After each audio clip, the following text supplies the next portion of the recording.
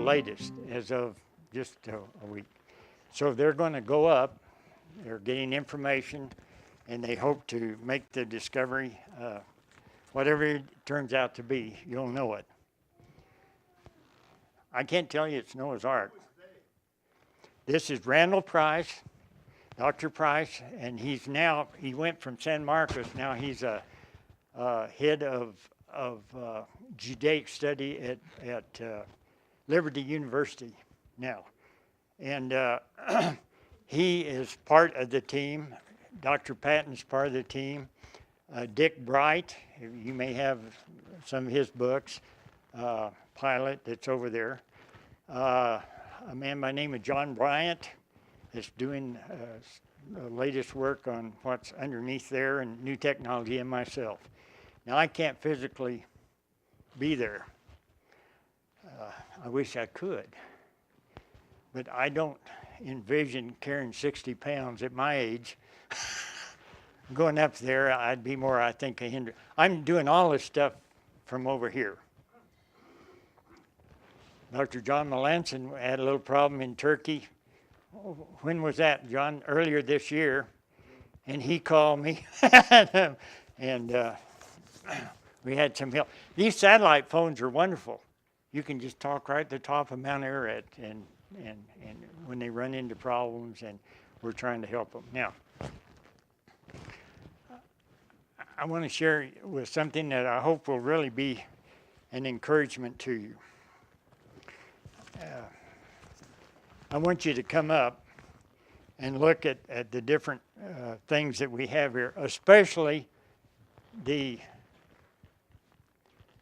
dinosaur and human footprint together. It was found in the Biloxi River area of Glen Rose, Texas in the year 2000.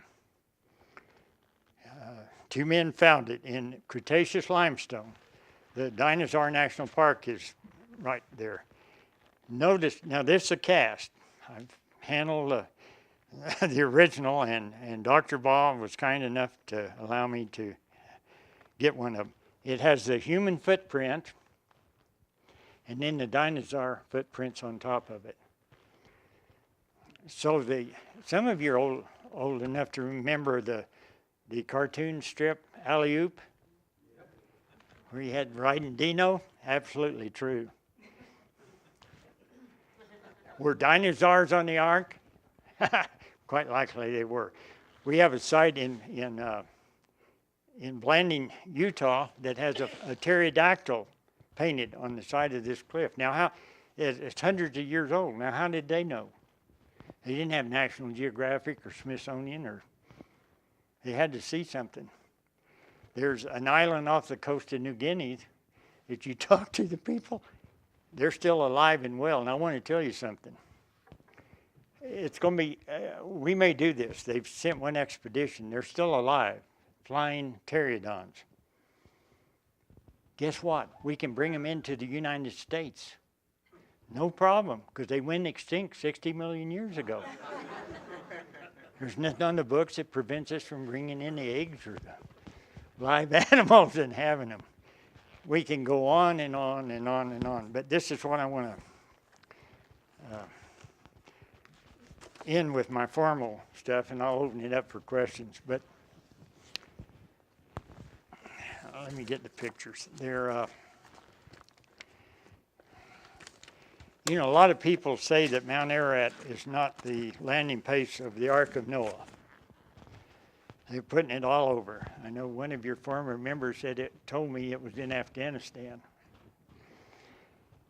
Bob Kernick says it's on Mount Suleiman in Iran. I think we're correct on the location. I really do. There was a Russian, I'll show you his picture. His name's Adolf Kuhr. He was a colonel in the Russian army, and he was in 1916, he was sent to guard the Aratsky River from the Turks. They thought they were going to invade Russia. Colonel Alexander Kuhr was an expert in languages, linguistics, an expert in the Babylonian language, and Assyrian. While he was in charge of this place, and it's right on the northwest edge of Mount Ararat, he started questioning some of the locals, and he inquired if there was any writings, pictographs, petroglyphs in the area, and they sent him over. They sent him over to this place. It's called Karada, Korhan. He started examining it, and guess what it is? The inscriptions are in an archaic Sumerian language. Now, I was taught that writing didn't originate anywhere in that area. In Mesopotamia and Iraq, you talk about it, there's some that think where the path of the Exodus in the Sinai, and there's writing there, and that's where it started. This is an archaic Sumerian writing. Now, you have pictographs, okay? Ideographs. Then it went into cuneiform and then into writing. At this place that Colonel Kerr got to, it has an inscription that is quoting from our Bible, telling about creation that's written there. I won't take time to read it to you. You can come up. We have it in the interpretation. Kerr, I'll read you one of it. It said, "These thrown by God by waters came to rest on the mountains when the night and the flood waters descended from upon the earth." They've had it checked by experts, and they said this guy is right on, showing that it's very old. Okay. When Dr. Ball and I were there in 1990, we were given 2 artifacts. I was given this little alabaster decorative little vase. Dr. Ball chose a little bronze figurine. Now, this figurine's interesting. It's out of bronze, and it has a dog, then it has reptiles, mammals, birds, and so forth on it. Both of these artifacts came out of the ruins at Korhan. There is supposition, we've been told, that this area is probably the oldest settlement post-flood, that perhaps even this metal figurine could have been fashioned by Shem or Shem's immediate family. I can't tell you that's where it is, but both of these came out of there. And it's written in stone. Now, this is really exciting to me. And I only got this a week and a half ago, but I'm going to share it with you. I'm always asked, why didn't Smithsonian or National Geographic send an expedition up there? And I can give you background histories. Well, if they do, they're showing credence to the Bible, and they will not tell you anything that disagrees with evolution. If you're an academician going to some of our so-called high-powered colleges, if they know you are a creationist, you'll not get a job there. I don't care what your credentials are. And that's the mindset. It's the big lie. Incidentally, how many evolutionists do you think it takes to change a baby's diaper? None. It just happens.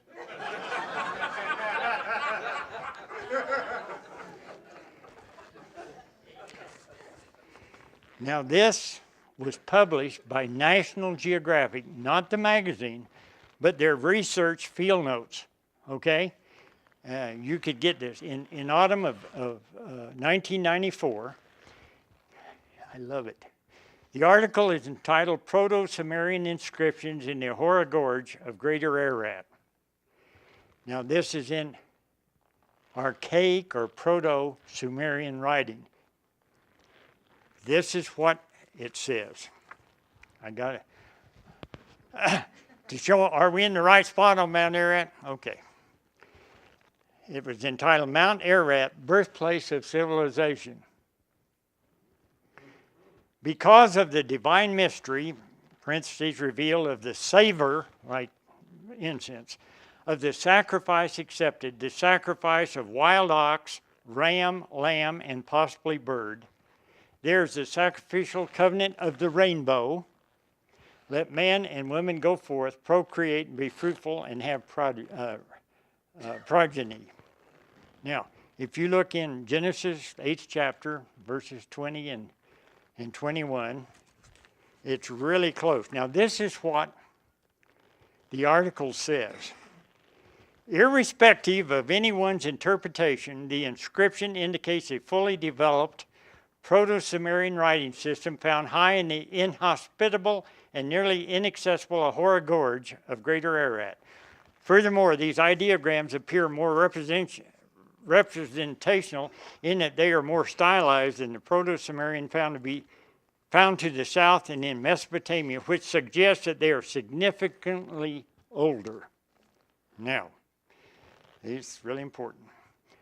Also, the irregular size and manner in which the individual pictographs are arranged in relation to each other when compared to other Proto-Sumerian writing is consistent with the suggestion that this Ahura covenant inscription is older. These were found on the edge of Ahura Gorge. We can show you. It wasn't blown out by the 1840 on the edge. Now, this is what National Geographic, incidentally, this was the last field notes printed by them. There was never any follow-up, as this proved to be the last hard copy issue of this scholarly publication. This may be rather disturbing because although now recognized by prominent archaeologists, it could well be the case that the oldest known sample of human writing has largely gone unnoticed. Mount Ararat. I'm telling you people, there's a lot of stuff to get excited about. Now, does it make any difference where the Ark of Noah is verified or not? Not to me. I don't have to touch the Ark or handle it to know it's real. And I want to show you. This I think could likely be a real piece of the Ark of Noah. It was by an expedition in 1969, Bud Crawford. But this may be, and I want you to handle it and say maybe, perhaps. We'll find out someday if this is really Noah's Ark, and I'm happy to share. Really, thank you for allowing me to come.